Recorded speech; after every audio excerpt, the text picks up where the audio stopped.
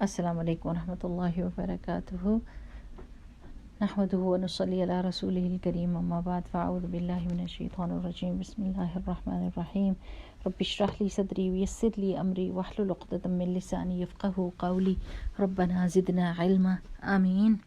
میری پیاری بہنوں، کیسے ہیں آپ لوگ؟ اللہ سبحانہ تعالیٰ سب کو ایمان کی مضبوطی عطا فرمائے اور اللہ تعالیٰ ہمارے اعمال کو، ہر عمل کو نیک کر دے، اپنی مرضی کے مطابق کر دے، چاہے وہ دنیا کا ہو چاہے وہ آخرت کے لیے ہو، سب اعمال ہمارے اللہ سبحانہ تعالیٰ کے لیے ہوں اور اللہ تعالیٰ کی مرضی کے مطابق ہوں اور اللہ تعالیٰ انہیں قبول کر لے اور ہمارے سے اللہ تعالیٰ اپنی رضوان کے کام کروا لے، آمین۔ اچھا جی، اب یہ جو ہم نے یہ سلسلہ شروع کیا ہوا تھا نا کہ ہم صبح شام کی دعائیں، کافی ساری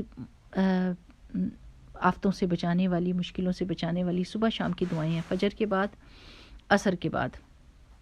پھر ہم نے رات کو سونے سے پہلے سورہ ملک کا شروع کیا تھا کہ سورہ ملک پڑھنی، کیونکہ یہ قبر کے عذاب سے نجات دلاتی ہے، اور اس کے مطلب کو بھی سمجھیں کہ سورہ ملک میں کیا ہے کہ وہ عذاب سے بچاتی ہے۔ صرف اس کی تلاوت کرنے کی بجائے، یعنی صرف اس کی ریسیٹیشن کرنے کی بجائے، تلاوت کا تو مطلب یہ ہوتا ہے کہ اس کے معنی کو بھی سمجھا جائے اور اس کے معنی کو فالو کیا جائے، تو ریسیٹیشن ایسے کرنی کہ اس کو سمجھنا نہ سمجھیں بھی کہ اس میں قیامت کا ذکر ہے، لوگ ریگریٹ کریں گے قیامت کو، لیکن کچھ لوگ ہوں گے وہ جنتی ہوں گے، وہ کس لیے ہوں گے، اللہ تعالیٰ نے کیا دنیا میں نعمتیں دی ہوئی ہیں، ان سے کیسے فائدہ اٹھانا ہے، کس کس چیز کو اللہ تعالیٰ نے ایک نعمت قرار دیا ہے، آنکھیں، کان، دل، اور شکر کیسے ادا کرنا ہے ان کا صحیح استعمال کیا ہے تاکہ ہم دنیا میں بھی فائدہ اٹھائیں، آخرت میں بھی اٹھائیں۔ تو سورہ ملک پڑھنے کا اور دعائیں پڑھنے کا کہا تھا، ٹھیک ہے نا۔ پھر ہم نے کہا تھا کہ ہم ایک دن میں روزانہ 10 دفعہ قل هو اللہ سورہ اخلاص پڑھیں گے، کیونکہ اس سے جنت کا میں گھر کا وعدہ ہے۔ اچھا جی، اور اب آتا ہے، اور پھر وضو کا ہم نے کہا تھا ہم کوشش کریں گے کہ سارا وقت وضو میں رہیں، ٹھیک ہے نا، کوشش کرنے کی بات ہے۔ اب میں یہ سوچ رہی تھی کہ ہم فقہ القلوب میں پڑھ رہے ہیں دلوں کی اقسام، تو دلوں کی اقسام کو پڑھتے پڑھتے، یعنی اس میں بھی یہ مینشن ہوا تھا، میں نے پہلے بھی آپ کو بتایا تھا کہ دل جو ہوتا ہے وہ ہانڈیاں ہوتی ہیں، یعنی کوکنگ پاٹس ہوتے ہیں، ٹھیک ہے نا، ان کے بیچ میں کچھ پکتا ہے، اور جو زبان ہوتی ہے نا وہ چمچ ہوتا ہے، وہ اس دل کے اندر جو کچھ پک رہا ہوتا ہے اس کا ٹیسٹ دوسروں کو دیتے ہیں۔ تو ہم اپنی زبان کو درست کر ہی نہیں سکتے جب تک کہ ہم دلوں کی صفائی کا بندوبست نہ کریں۔ اب یہ باتیں ہم نے بڑی دفعہ سنی ہوئی ہیں کہ غیبت کرنے سے یہ ہوتا ہے، دوسرے کے حصے میں ہماری نیکیاں چلی جاتی ہیں، ہم اس کی برائی کرتے ہیں تو ڈیفینیٹلی اس کا حق مار رہے ہوتے ہیں نا، تو قیامت کے دن جو کرنسی ہوگی وہ نیکیاں ہوں گی، تو وہ نیکیاں دے دی جائیں گی اس کا حق ادا کرنے کے لیے۔ لیکن جب تک ہم اس مصیبت کی جڑ کو نہیں پہنچیں گے نا کہ زبان کی درستگی کیسے ہو سکتے، جڑ تک نہ پہنچیں کہ اس کا روٹ کاز کیا ہے زبان کی خرابی کا، اور کیسے ہم سمجھیں کہ ہمارا دل خراب ہے، ہمارا دل بیمار ہے، کیسے، اور اس کے اندر کچھ گند پک رہا ہے، کیسے پتہ چلے؟ وہ تب پتہ چلتا ہے جب کوئی بھی سچویشن آ جاتی ہے، تو آپ جس بندے کے بارے میں برا بول دیتے ہیں تھوڑا سا، تو آپ یہ سوچیں کہ میں نے اس کے بارے میں برائی کیوں کی، یعنی اس کے بارے میں برا کیوں کہا۔ جیسے کبھی ہوتا ہے نا کہ کھانے سب بڑے مزے کے پکاتے ہیں، اور ایک عورت کی تعریف ہوتی ہے، وہ بڑے مزے کے کھانے پکاتی ہے، لیکن آپ یہ اچانک کہہ دیتے ہیں پر وہ ہاتھ نہیں دھوتی، تو سارے کہتے ہیں ہائے اللہ، سچی، اوئے ہائے، اب تو ہم اس کے ہاتھ کا کھانا نہیں کھائیں گے، میں تو بڑے مزے سے کھانا کھاتی تھی اس کے ہاتھ کا، آپ نے تو آج شکر ہے آپ نے بتا دیے۔ آپ نے اس کو غیبت کیا کی، آپ نے اس کا سارا کام تمام کر دیا، اس کی عزت کو زمین پہ ڈال دیا، اس کی، یعنی لوگوں کے دماغ میں اس کے امیج کو بدل دیا۔ اور اب آپ نے یہ سوچنا ہے کہ میں نے یہ بات کیوں کی، یہ میرے منہ سے نکلی کیوں، کیا چیز پک رہی ہے میرے دل کے اندر جس کی وجہ سے یہ گند میرے منہ سے باہر نکلا ہے اور میں نے اس کی برائی کی ہے۔ میں نے ایسا کیوں نہ کیا کہ میں نے اس بہن کو جا کے خاموشی سے کہتی کہ بہن، ہاتھ دھونے جو ہے نا یہ سنت ہے، رسول اللہ صلی اللہ علیہ وسلم ہاتھ دھوتے ہوتے تھے، تو ہاتھ دھونا ایک اچھی بات ہے، صفائی ستھرائی اللہ کو پسند ہے۔ یعنی کسی طریقے سے بھی وہ میسج جو آپ نے ایک نیگیٹو طریقے سے اس کی عزت کو خراب کر کے پھیلا دیا، اس کو آرام سے سیدھے راستے سے بھی درست کیا جا سکتا تھا۔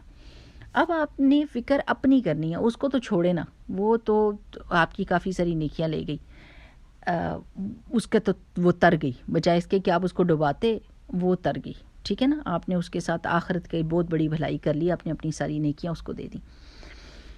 لیکن اب آپ نے اپنا سوچنا ہے کہ مجھے یہ پتہ چلا ہے کہ میرے دل کے اندر تھوڑا حسد بھی ہے، بغض بھی ہے، کینہ بھی ہے، یہ کچھ اندر پک رہا ہے جس کی وجہ سے یہ اچانک میرے منہ سے نکل گیا.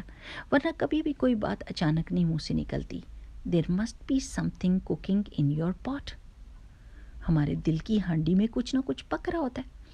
اب آپ کی یہ ٹاسک ہے کہ آپ نے یہ دیکھنا ہے کہ کتنے لوگوں کی بغض میری ہانڈی میں پک رہے ہیں، یعنی گاربیج کتنا سارا اکٹھا کیا ہوا ہے، کتنے سارے لوگ ہیں جن کو میں ناپسند کرتی ہوں اور میرے دل کے اندر ان کی کچھ برائیاں پڑی ہوئی ہیں جو مجھے یاد رہتی ہیں، اور میں وقتاً فوقتاً ڈیفرنٹ موقعوں پر ان کو لوگوں کے سامنے بول دیتی ہوں. ٹھیک ہے نا. کیونکہ اس طرح سے آپ کو یہ پتہ چل جائے گا کہ بہت سارے لوگ ایسے ہیں جن کے دل بارے میں آپ کے دل میں کوئی نہ کوئی کھٹک ہے. ٹھیک ہے نا.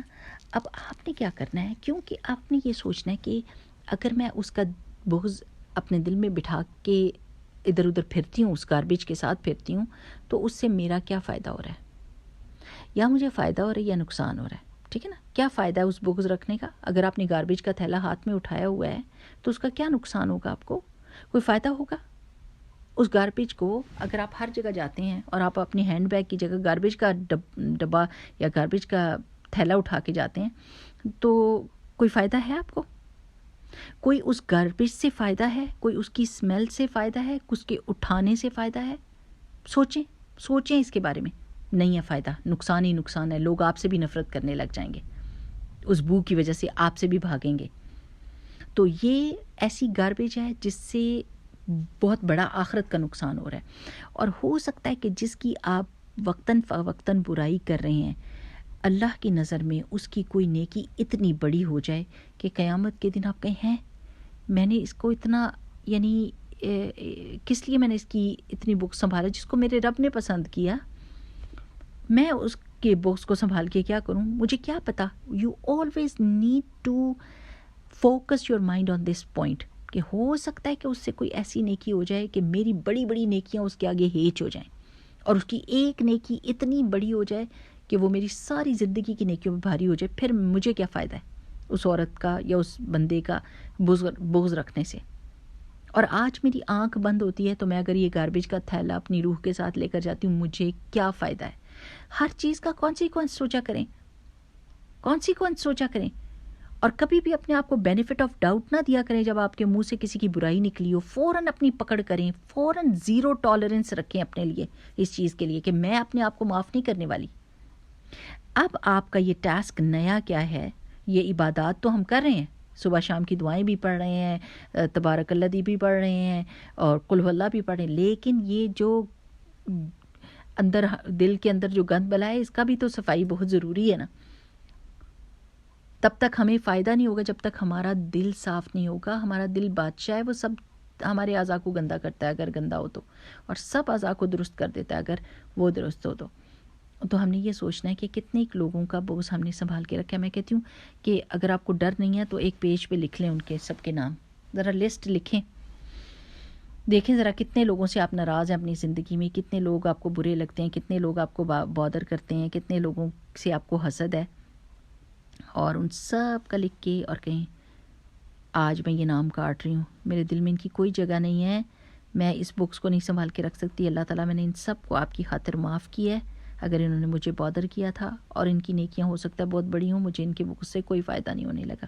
اللہ تعالیٰ میرے دل میں سے سارے گند بلا کو نکال دے، اور ان کی کوئی نہ کوئی ہر بندے کی اچھی بات لکھ دیں جو اس نے کبھی زندگی میں کی ہو، آپ کے ساتھ یا کسی اور کے ساتھ، اور کہیں کہ اللہ سبحانہ تعالیٰ اب جب میں اس سے ملوں گی تو میں اس سوچ کے ساتھ ملوں گی کہ یہ نیکیاں اس کے ہاتھ سے ہوئی ہیں، اور ہو سکتا ہے کہ یہ نیکی اس کو جنت میں پہنچا دے، اور میں کدھر ہوں؟ اللہ سبحانہ تعالیٰ مجھے بھی جنت میں پہنچانا. میں یہ گند بلا نہیں رکھ سکتی، میں یہ گاربیج نہیں سنبھال سکتی، میری مدد کرو اللہ سبحانہ تعالیٰ. اور اللہ سبحانہ تعالیٰ کبھی بھی ایسا نہیں کرتے کہ آپ کو اکیلا چھوڑتے ہیں. اگر آپ اللہ تعالیٰ کو پکاریں گی تو اللہ تعالیٰ کو غیرت آتی ہے کہ کوئی ان کو پکارے اور آگے سے جواب نہ دے. ہو ہی نہیں سکتا کہ اللہ تعالیٰ جواب نہ دے. اللہ سبحانہ تعالیٰ آپ کو مدد دیں گے, آپ کے لیے آسانی کریں گے, اور آپ کے دل کی صفائی ہو جائے گی. اب یہ آپ کا ٹاسک ہے اس ہفتے کا کہ آپ نے دیکھنا ہے کہ کتنے لوگ آپ کو زندگی میں ایسے ہیں جن کی ابھی تک آپ کے دل کے اندر موجود ہے, ان کا کینہ, ان کی برائی, ان کا گرج آپ نے سنبھال کے رکھا ہوا ہے, یا ان کی کوئی چیز آپ کو بادر کرتی ہے تو آپ نے سنبھال کے رکھا. اب اس معاملے میں ہم یہ کہہ سکتے ہیں کہ I'm gonna mind my own business, یعنی ان کا معاملہ ہے, ان کی کوئی ایسی بات ہے جو مجھے بگ کرتی ہے, بٹ مجھے اس کا, میں اپنی زندگی گزاری ہوں, اپنی زندگی گزاری ہوں, مجھے کیا ضرورت ہے کہ ہر وقت اس کو سنبھال کے رکھوں, اور جب کوئی موقع آئے تو میں زبان سے پڑک نکال کے اور وہ باہر کر دوں.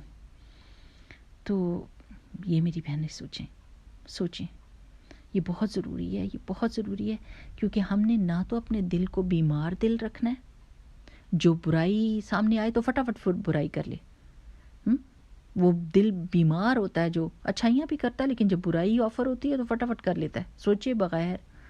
ہم نے وہ دل نہیں لینا, ہم نے مردہ دل نہیں لینا جس کو پتہ ہی نہیں کہ کیا اچھا برا ہو رہا ہے, اس کو کچھ پتہ نہیں ہے اور مرا ہوا ہے.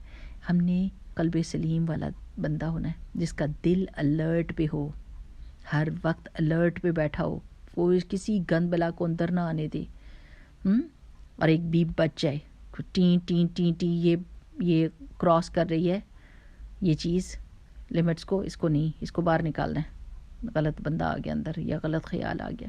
ٹھیک ہے نا, انشاءاللہ تعالیٰ. چلیے اللہ سبحانہ تعالیٰ ہم سب کے لیے آسانیاں کرے. یہ غور و فکر تنہائی کے علاوہ نہیں ہو سکتا میری پیاری بہنوں. Give your self 10 or 15 minutes alone in your room in a corner where you can think about it, because most of the time we are in social circles, چاہے وہ واٹس ایپ ہو, فیس بک ہو, کوئی بھی ہو, ہم ہر وقت کسی نہ کسی مجلس میں ہوتے ہیں, کسی نہ کسی محفل میں ہوتے ہیں. یہ ایسا زمانہ آ گیا کہ ہم گھر میں اکیلے ہو کر بھی اکیلے نہیں ہوتے, ہم گھر میں ہو کر بھی لوگوں کے ساتھ ہوتے ہیں. So turn off everything and sit in a corner and think about it, make the list, then rip تو پھاڑ دیں اس لسٹ کو. یہ نہ ہو کہ آپ کے گھر میں ہی وہ بندہ موجود ہو اور شامت آ جائے. جسٹ جوکنگ, لیکن نہیں, سچی بات ہے کہ ایسا نہ ہو کہ کوئی بڑا فساد پھیلے. تو اس سے بہتر ہے کہ بس سوچ لیں کہ کون کون سے بندے ہیں اور معاف کر دیں ان کو, اور اپنے لیے بھی اللہ تعالیٰ سے معافی مانگیں. ٹھیک, اللہم انی اسألک الہدی والتقی والعفاف والغنی, آمین. سبحانک اللہم وبحمدک, نشہد ان لا الہ الا انت, نستغفرک ونتوب الیک. السلام علیکم ورحمۃ اللہ وبرکاتہ.